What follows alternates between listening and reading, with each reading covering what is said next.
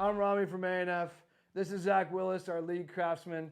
You're going to hear about Zack's story today, just how he got to A&F, what he does here. And we also have Don Mayo out in Israel chiming in at like 3:30 in the morning. You're going to hear his story as well and a little bit about his journey with A&F. But first, we're going to talk about some gear. And specifically, one of my favorite snare drums that we make. I like larger diameter drums, especially snare drums, and I like them shallow. If it's one thing that you know about A&F, we do the best that we can to extract as much sound from as little as possible. And that's the case with this snare. This is a 3.5 by 15 limited edition snare. We introduced this in 2017, only making 100 of these. And we have a few left, of course, otherwise we wouldn't be sharing it right now. But the one I have in front of me is actually my personal drum. It's got raw brass hoops. The one to my left is one of my partner's drums, and he's got the walnut hoops on it. The cool thing about these drums is you can tune them really high and get an amazing crack, but still keep a really warm center. You know, lots of depth. Or you can tune it really low and it sounds like it's 10 inches deep. So I love to be able to get that much sound out of one snare drum, and a compact snare at that. So I've got these tuned. This one's tuned in Rami high tuning. To most of you, that's medium. I like my drums low. This is tuned like I normally would tune my snare, which is Rami low, very low for you guys. And the hoops, the biggest difference on the hoops sonically, the brass hoops you're going to get a lot more ring. The wood hoops, you'll lose some of that ring and get a little bit more warmth, darkness. But essentially tuning, you can tune them to any pitch you want. That's not necessarily going to be affected by the hoops. So I'm going to play a little bit, check it out, and I will tell you about the rest of the kit in a minute, but just want you to hear these in two different tunings with the different hoops.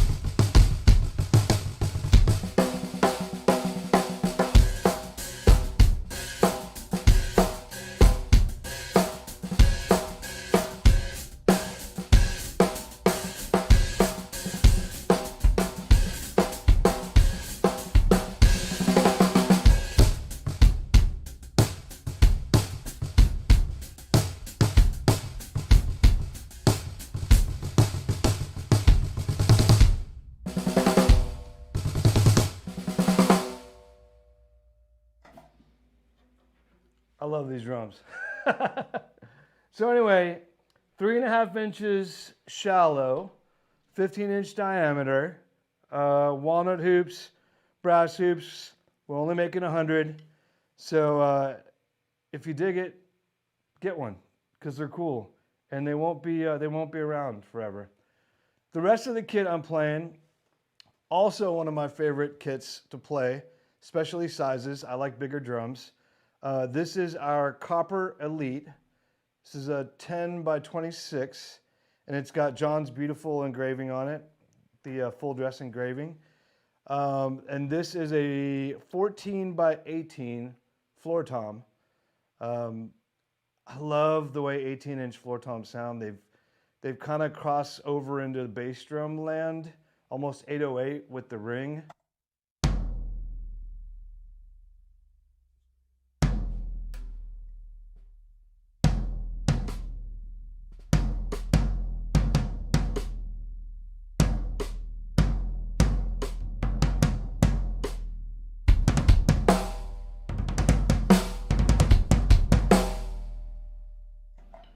Anyway, super low, lots of resonance.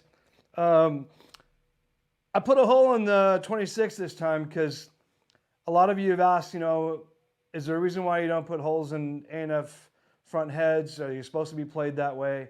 They're supposed to be played however you want to play them. And I tend to play with head on, and I'll use our kick bone to muffle the front head. But we did put a hole in it this time just so you could hear the difference.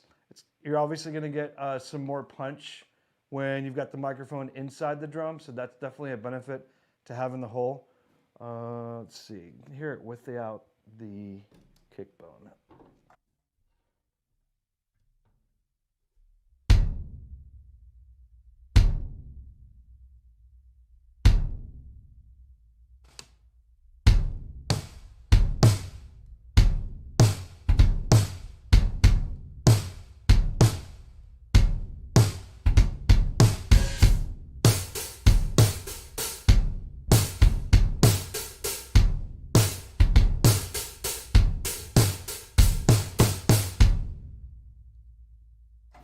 Hopefully you got earphones on because there's so much low end in the room. It's pretty awesome. But so that's the bass drum, the floor tom.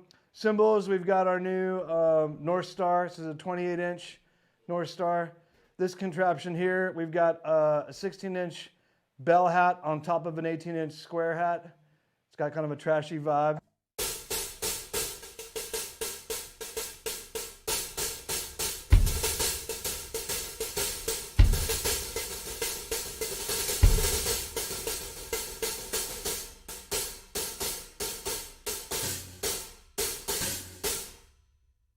Over here, I've got 16-inch ink bronze hats, and then our hardware, a hi-hat stand, snare stand, cymbal stand.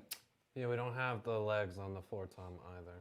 We don't have legs on floor tom. It's sitting on our large snare stand that'll hold 18 to 22 inch. So that's fun because I can get cool little angles at. I remember playing a pretty cool gig where I had my 16 here and I actually raised the 18 and had it up here, almost in the gong position.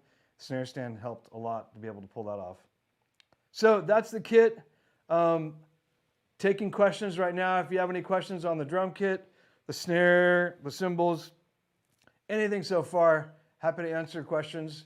And then I want to talk a little bit about Zack and where he came from and all the cool stuff he's doing for us.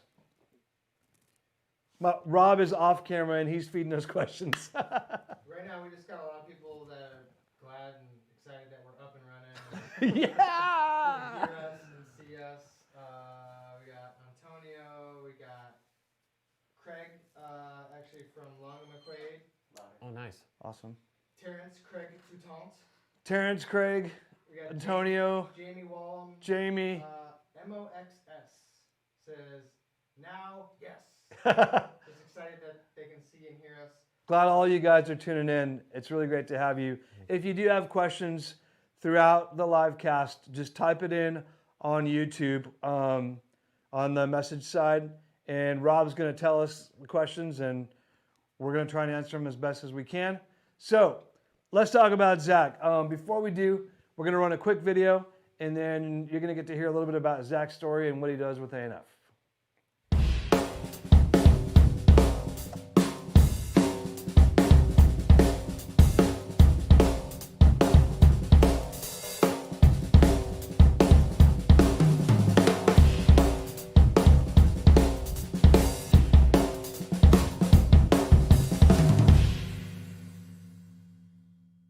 Zack Willis, lead craftsman. What does that mean at A&F?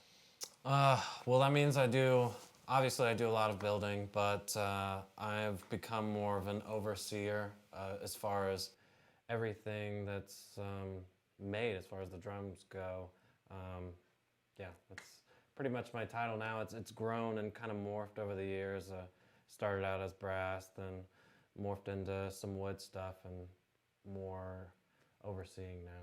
So yeah, it's great, Zack. So Zack had reached out. He was finishing up college in Arkansas. yeah, I think I had finished. You just finished. Yeah, I just finished. Yeah, and I got this cool email from Zack. His something about what he said in the email got my attention. Probably something to do with it's my dream job to build drums, be around drums. That's what I want to do. And so we reached out. We asked. We did some phone interviews, and then we asked if he would be willing to come out for a week, hang with the team, see what we do. It's hard when you're hiring in production, especially with A&F, because if you're in production working where Zach's working, in his area that he's leading, you're working with your hands a lot.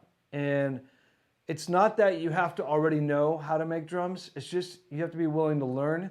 You have to have attention to detail naturally, and you have to be good with your hands. I mean, those are things that just have to be.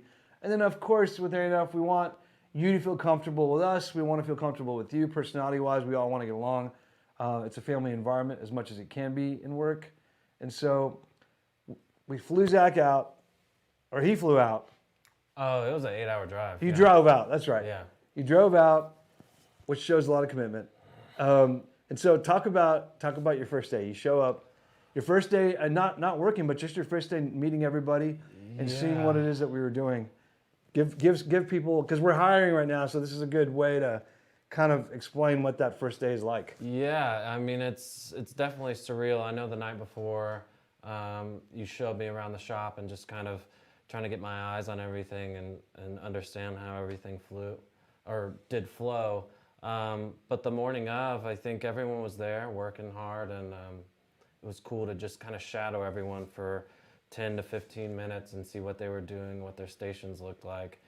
And then I think I went into the back of the shop and we just kind of dove in. I was shown how to lay out a drum, how to do the edges, and essentially I got to do a full kit. I think it was a black maple kit, my first day, and just to see if we could do it. And yeah, it was definitely crazy. I remember calling my family back that night and saying I got to build a full kit. Like, it was, I can't believe it. But I think behind the scenes there was probably a talk of put him to the test, really see what he can do as far as machinery and getting my hands on every piece of machinery and how that applied to building drums. So that was the whole first day, yeah. I think that's interesting because you know that well now because you're literally going through that process with other people. Yeah. So when somebody comes in the shop and we're interviewing them, you're thinking, all right, we got to get to it. We got a lot of drums to make. Yeah, I need to know if you want to be here, if this is right for you, if this is a good fit, and we don't want to waste your time and our time, and so let's get to it. But yeah, it wasn't as urgent back then. We were definitely growing. We're not growing at the pace we are now. Yeah. Which is pretty insane. But yeah, we wanted to make sure that this was something that you were going to get into and enjoy and capable of doing, and you did, obviously. Yeah. So that was what? 3.5 years ago. Yeah.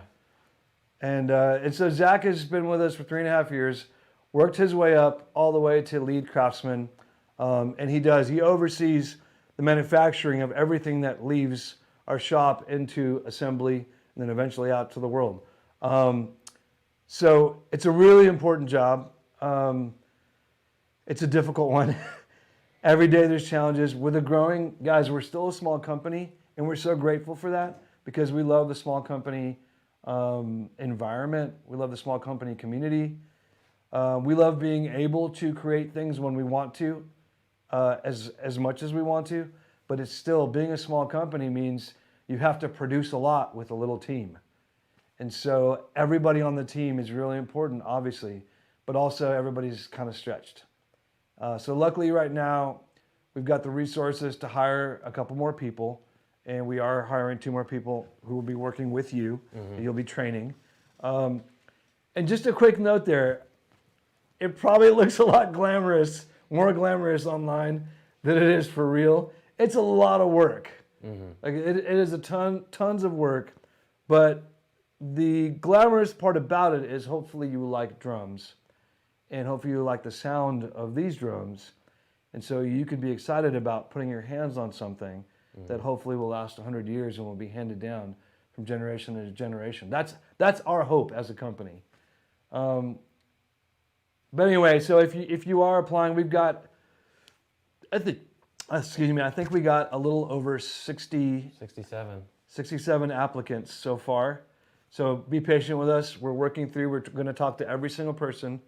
And then just so you know, the job is you are in the shop, you are hand building these drums. So you're grinding, you're welding, you're rolling, you're sanding, you're gluing, like you're doing so much stuff. So it's a lot of hands-on work, and you do have to live in Austin to do this job. You can move from wherever. Zach moved from Arkansas, but you do have to be here once you start the job. There's just some notes. Zach, what's one of the most favorite drums you've ever made? For myself or just in general? In general, where like you made it and you sat back and you thought, all right, this is why I do this. I think it's easy for me to remember one of the more recent snares that Don actually has. It's the, I think it's a 5x13 nickel over brass snare. Every now and then we have these moments in the shop, and you know as well, where we have to sit back and like, man, you have to come in here and listen to this because this is blowing us all away. And it's great to have everyone's hands on it. Like, guys, we all touched this. We all had a part in this. And I mean, you can crank it really high. It's got amazing overtones on it. Don is really good at getting all these sounds out of it. And then you can get it really low, like almost like finger tight. Yeah. And just pop it, and it sounds great. Yeah, that's the one that immediately comes to my mind, and it's such a versatile snare. Super loud, like make your ears bleed. That's interesting, right? Like we found that when you nickel plate a drum, because for some reason initially I thought that would deaden some of the resonance because controls, it controls it a little bit. It gets so loud. Yeah, it's such an interesting dynamic. I never thought that would be the case, but yeah, you're exactly right, man. The brightness of it just pops. Yeah, that is a cool drum. What would you say is one of the most challenging parts of your job? Keeping track of everything, all the moving parts, because it's not just building anymore. It's easier when you're just building because you can kind of put your head down and really focus on the parts of a drum. But now it's more complex because I have to keep an idea of where drums are and when they're due, and everyone's needs, maybe special notes on certain drums, because every now and then we'll do special engravings or hoop combinations that we offer, but we technically haven't done on certain drums. Like we have our curated things that we offer for every drum, but not all the time have they been combined together. Yeah. So just keeping those things straight. It's such a organizational thing, but it's so much fun. It's a new thing that I really enjoy, and a challenge for sure. Yeah. Now we've been kicked in the gut pretty hard this last year, globally, right? And our problems as a company, are so minor compared to some other people that have gone through health issues and life loss, like just, but for a company, we've been very blessed, but it also has been very difficult because, we pride ourselves on being organized and that timeline that we're trying to meet. But with COVID and then that winter storm, we got thrown for some loops. So if you are waiting for drums, thank you for your patience. It has been crazy for us, but we are running as fast as we can while keeping quality at the top to make sure that your drums get made. It is taking longer right now. There's nothing we can do about it other than continuing to work hard to step up our pace as we go. Having 2 more people is going to help a ton. But just thank you for your patience. We'll get there. Rob, we got some questions. Yeah. Tell me and I'll say them because I don't know that people can hear you. You got 2 of those questions. Antonio's question and Jamie about the challenging job. Okay, so 2 of them were what are the challenges of the job, which we got. Yeah. And then, of course, like you said, the favorite drum that you've ever made. Okay, we got your favorite drum you ever made. You already answered that. Yeah. And We're reading your minds, guys. Yes. what made you want to become an instrument craftsman? Was drums your initial first choice? Okay, so what made you want to become a craftsman with drums, and were drums your first choice? Yes, drums were my first choice. I think ever since high school, knowing that I was going into college and trying to equip myself with skills and in knowledge and in building my resume, I knew that I wanted to build drums. Ever since high school, I really enjoyed woodshop, loved crafting and really getting meticulous with the details and making it look the best that I could. And I loved playing drums.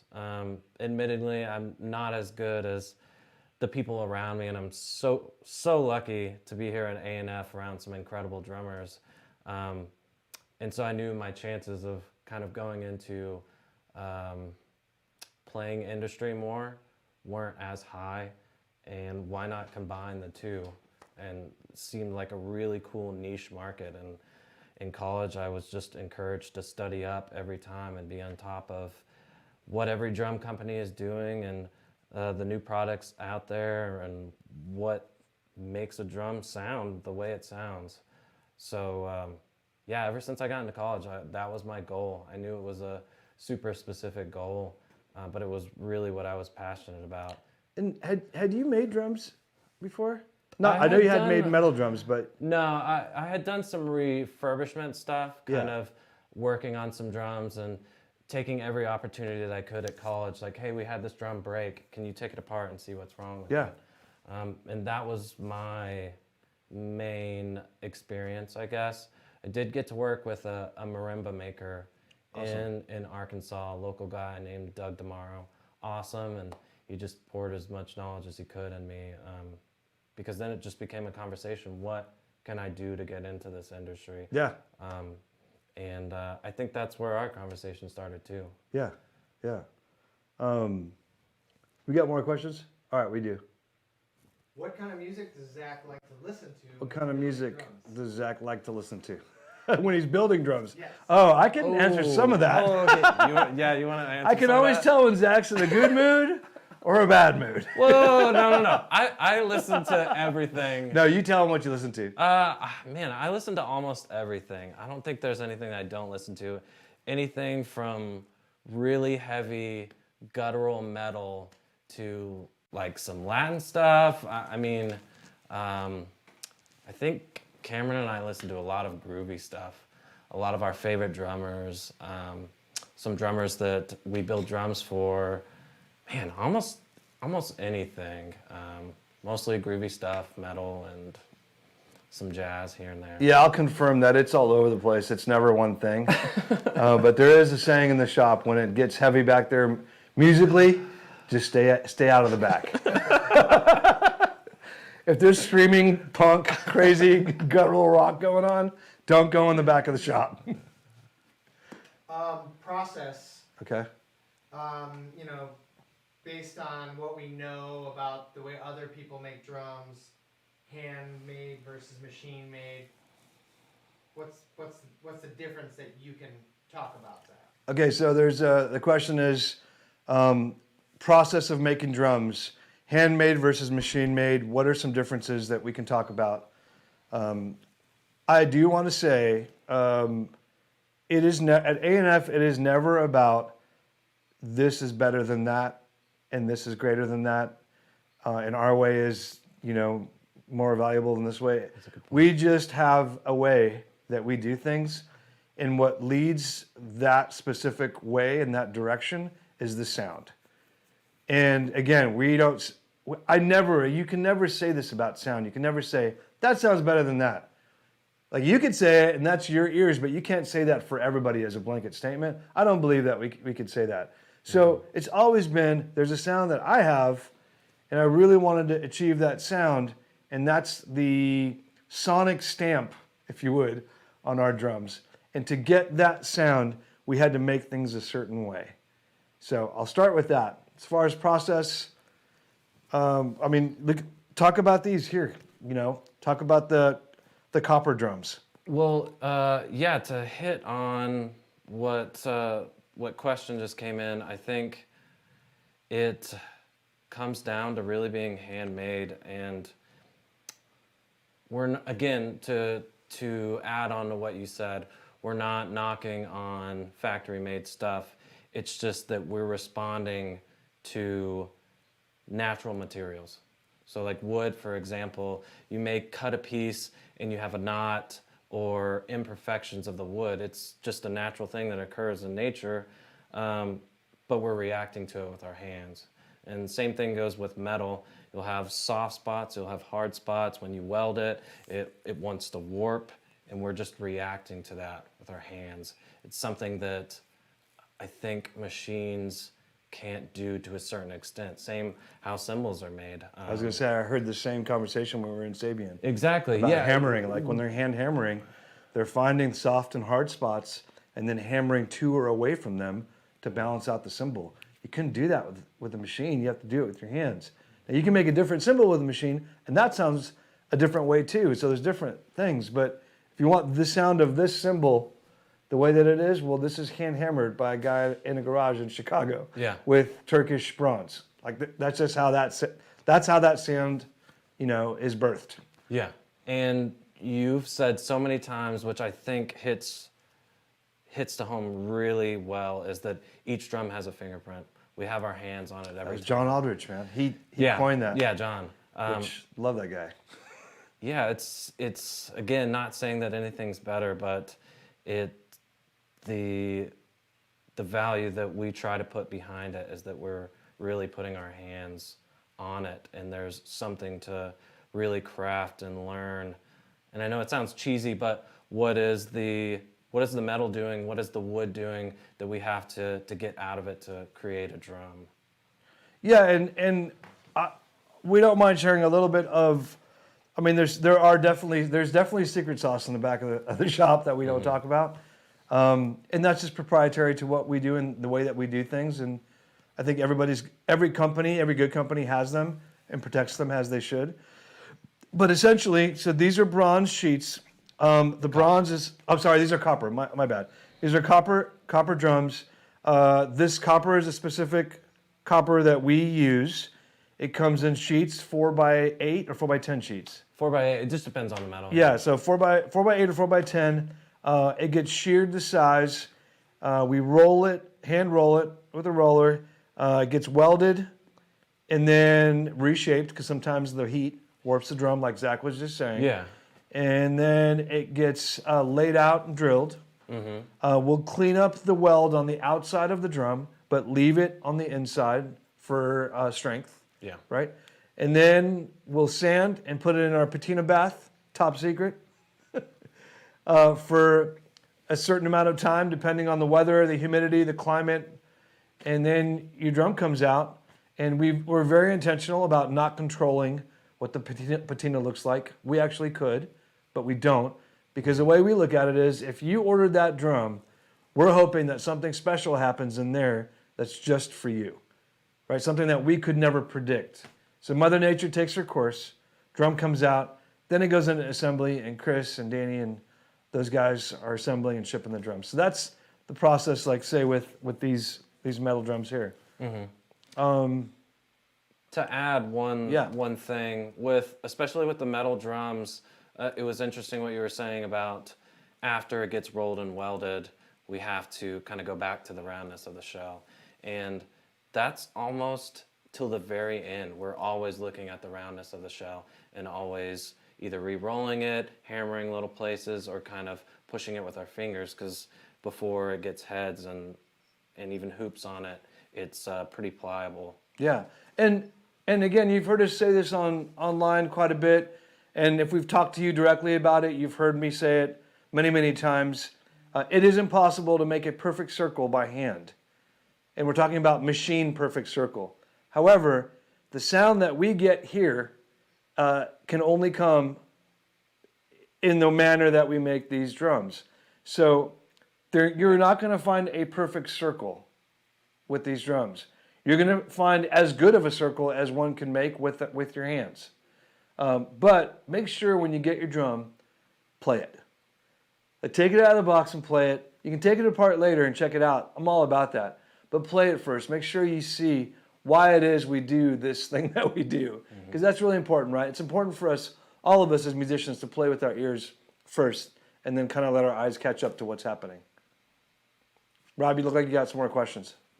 Yeah, Craig in Canada is asking how much Zach is involved in the design and if there's anything that he hasn't built that he would like to build.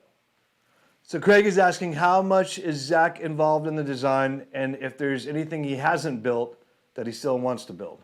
Is that correct? Correct. The design, so I get a little crazy with stuff, and to be honest, our team is working so hard all the time. Like, it's not easy to just break and be like, I have a creative idea. We have to set aside time. We have to set for aside time. creative, Yeah, for creative. And so I'm careful now not to run into the shop and go, hey, everybody stop, I got another idea. I'm really careful with that now. That used to be the case. And honestly, we would all stop together. Yeah. And I would say, this is an idea. And then each person would take the idea right there within a couple hours, and we would mess with different things, and like the kick lift came out that way. The kick bone was that way. Like a lot of these gadgets that kind of happened within an hour or 2 hours of collectively all coming together and going, all right, Rami's got a crazy idea, but it means nothing unless we all come together and actually make it happen. Mm-hmm. That's why we say all the time, this is a family affair. Like, we really do things together as much as we can. So I would say that not just Zack, but most of our team is involved in the creative process at some phase of it. Mm-hmm. And it's usually within their respective roles of where they are, right? But, I mean, tell me if you think it's different. It seems like I'll come in with an idea, or I'll be brainstorming about 2 or 3 different ideas, and then we'll all start working on it together. Like, even colors. Like colors, let's say, I want to do a green. And it's like, oh my God, that's like 20 different colors of green we have to try. And we know that, and so we'll start. So Zack will grab 3 or 4, cutoffs, and we'll stripe them to have sections, right? Mm-hmm. And then I'll bring 5 or 6 different colors of green, and we'll paint them, or he'll paint them. We'll let them dry. We'll clear coat them because that's what they'll end up looking like at the end. Yeah, that's always an important thing to see how the clear coat affects it. Yeah, and then we'll sit for a week or 2 weeks or 3 weeks. There's colors in there, I don't want to say what the colors are, that have been there for a year that we're still looking at. Because we just can't, we're very careful about what we put out, but that's our process. So it is such a collective process. I don't know if there's anything to add to that, but. No, I don't think so. I mean, there are definitely some colors I want to try, and I think after we've sat on them a while, we'll land on something. But like you said, we have several colors in hand, but we're just not certain if that's the one that we want yet. Is there a drum that you really want to build that we don't make yet? I don't think so. I mean, that's the crazy part. Sometimes our best ideas are kind of stumbled upon. Just like, well, what about this? Yeah. Or, hey, I accidentally have this weird cutoff shell. Make it into a drum. Let's see what it sounds like. And yeah, it some of our best sounding stuff. So it's hard to say. I mean, I don't really have anything in mind. Yeah, I do love that we're always trying. And honestly, credit to Zack and the team. I shared with you guys at the beginning of the year, I was not a fan of aluminum. I didn't think that it was going to sound good with our drums, at least the sound that I could get excited about, we could get excited about. And the team completely proved me wrong and made some of the coolest, awesome, most amazing aluminum drums I have ever played. And so it really is a team effort. We try to hold a lot of things open-handedly. Like Zack said, we'll try anything. Mm-hmm. We're not afraid of trying stuff. Right now, specifically, it's just about time. Yeah. Because we really want to get all of your drums made, and we know that we're up against, delays, and so we're fighting hard to stick to it. Yeah. Any more questions, Rob, before we move? Yeah. Let's do one more. Is Zack involved in the hardware process at all, or just drums? Is Zack involved in the hardware process at all, or is it just drums? I think everyone was. Yeah. As far as the hardware goes, it was, Rami would come in with like 10 or 15 stands, like, guys, this is what I'm thinking. Any thoughts? And we did several prototypes before we landed on it. And that's the one thing I love about this job is we really take everyone's opinion and thoughts into consideration. And I don't think there's anything that we've really been butting heads about. Like, once we set set it aside or come back to it and spend some time with it, we really can create some awesome stuff. And sometimes that's all it is time, like the aluminum. Yeah, giving it space and letting it sit. Mm-hmm. We try to make it a team effort. Ultimately, everybody that works at A&F is a drummer. Mm-hmm. And so we are making these things for us all. And so it's great. We've got a collection of 10 or 11 of us that can at least fit into the final product, the final instrument, final hardware, final cymbal that we put out. It's a great process. I love it. I'm very appreciative of it. But yeah, every little thing. I mean, every time we get a prototype in, we really nitpick it apart. Yeah. Really just kind of destroy it and then start rebuilding it and make points of things we like, things we want to get rid of, and that's all the hardware has really been. Zach, I want to end your segment with what are you most excited about over the next, say, 5 years? I'm just really excited about the growth. It's cool to say that we have a team and we've been really working hard with an awesome team that we have and maybe a smaller size, but I'm really excited for the growth. More people to come in and more personalities and artistic input and whatnot. It's just exciting for the growth, for sure. Yeah, same here. All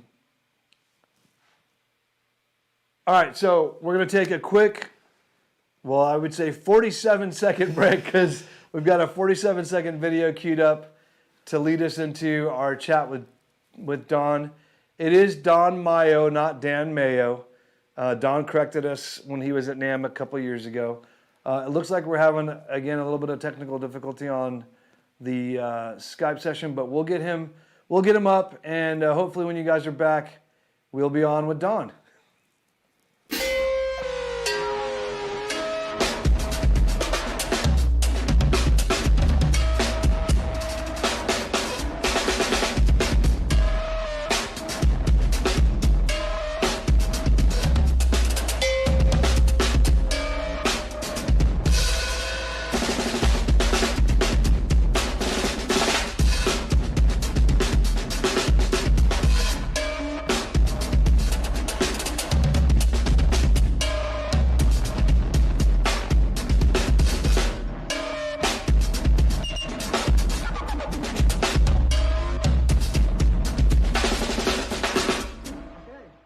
So man, I'm sure we have so many questions, but I'm going to start with Zach. Actually had a question for you, and I think that's gonna spark a lot of good conversation.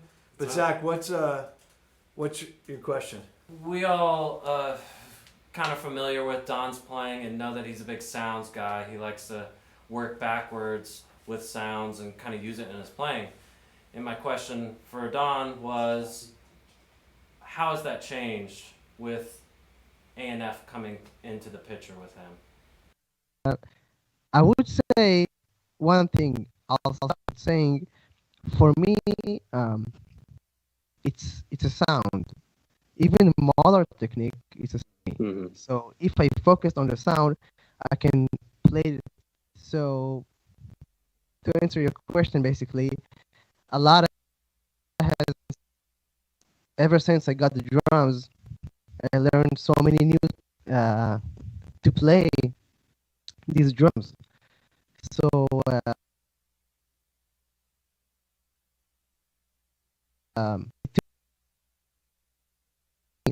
sounds and new sounds, be able to play them, and of course regularly, like it's a lot more there into drums. And 2 years to get fully adapted and still learn and find new things, like every day. I think like it's really it's such a joy. So a lot has changed, and I can say I grown a lot since I've got all these drums. That's for sure. Yeah, man, and that actually leads me to ask another question. Yeah. How did you get started in drums? Because something about the beginning phases of Don's interest in drums had to be around sound also. So I'm just wondering, where did that all start for you? Yeah, so um, for me, I mean, I always wanted a drum set. I don't know why. Maybe, I mean, I know my father's good friend was a drummer, so maybe I've seen him like play or something, and then I decided I wanted it. So I don't know exactly what's the reason I wanted the drum set, but I just wanted a drum set. And my parents said, just let's wait a little bit because it's expensive and makes a lot of noise. So let's see if you really want it. So let's buy you a bongos or something, or just to start. And I wanted a drum set, so I started to make my own, to craft maybe my own garbage kit, you can say. So maybe there I started to explore sounds as a sound, not as a like how it should be. Yeah. And then when I played the drum kit, I always try to see the drum set as like as a new thing, not as like an instrument that you should play in a certain way, because unlike piano, for example, it's not. I mean, you can do whatever you want with it. It's like it's modular. You can put the snare drum in a different place. You can put like 16 snare drums if you want. You can put 2, 3, whatever. So you can do so many things. They're not even like like it's supposed to be, basically. So I feel like when I discovered that, I started to just mess around a lot, to put towels on the drum set. Every week I would change the setup just to explore more things, because I'm quite like ADD. So I don't yeah, so I have a problem to sit and practice. So I need a lot of stimulation. So I need like every week or every day to feel like it's a new thing, it's something else, it's new sound, and then I get excited. And then when I get excited, I'm finally can start work on my craft and on my uh, skills. So that was my whole childhood, and actually it's still the way I'm practice. I'm practicing today, basically. I need always new sounds. That's why recently I started to play a lot with effects and stuff, because I need more stimulation, more new sounds every time. Um, so yeah, that's. And Dan, how old were you? And now, how old I am? No, how old were you when you started? Oh, I started to play the drum set like proper drum set. It was like 6 years old, but my garbage kit was at 3 or 4, something like that. That's crazy, man. That's awesome. So 2 other questions I had. One,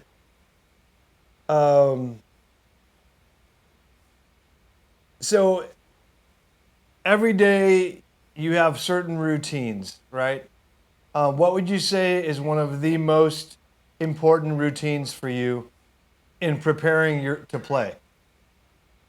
Oh, before I play the daily routine.